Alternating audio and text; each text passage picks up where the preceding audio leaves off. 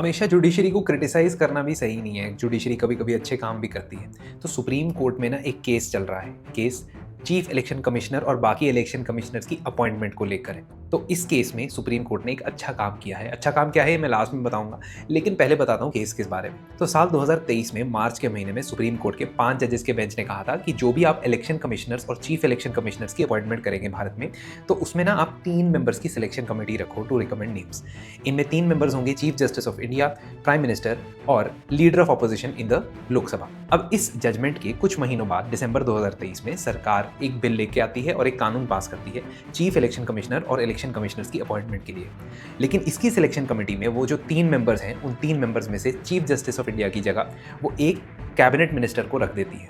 इसका मतलब सरकार के 2 रिप्रेजेंटेटिव्स और एक leader of opposition, in 3 members की कमेटी डिसाइड करेगी कि इलेक्शन कमिश्नर अल्टीमेटली कौन बनेगा, ऑल्दो अपॉइंटमेंट प्रेसिडेंट करेगी। इस कानून को फटाफट से चैलेंज किया गया जनवरी 2024 में, लेकिन सुप्रीम कोर्ट ने उस वक्त इस पे स्टे लगाने से मना कर दिया। मार्च के महीने में इलेक्शन से कुछ ही समय पहले जो उस वक्त के चीफ इलेक्शन कमिश्नर थे, उन्होंने रिजाइन कर दिया।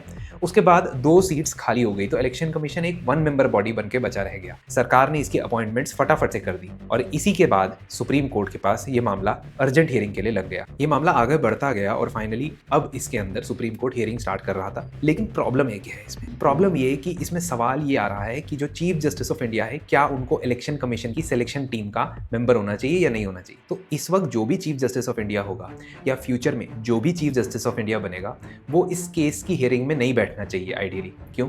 क्योंकि वो कॉन्फ्लिक्ट ऑफ इंटरेस्ट फेस करेगा। उसे खुद के लिए डिसाइड करना है कि क्या वो खुद या फ्यूचर में वो इलेक्शन कमिश्नर की अपॉइंटमेंट की सिलेक्शन कमेटी में बैठेगा या नहीं बैठेगा। इसलिए चीफ जस्टिस सूर्यकांत ने कहा कि मैं खुद को रिक्यूज कर रहा हूं, मतलब इस केस को नहीं सुनूंगा।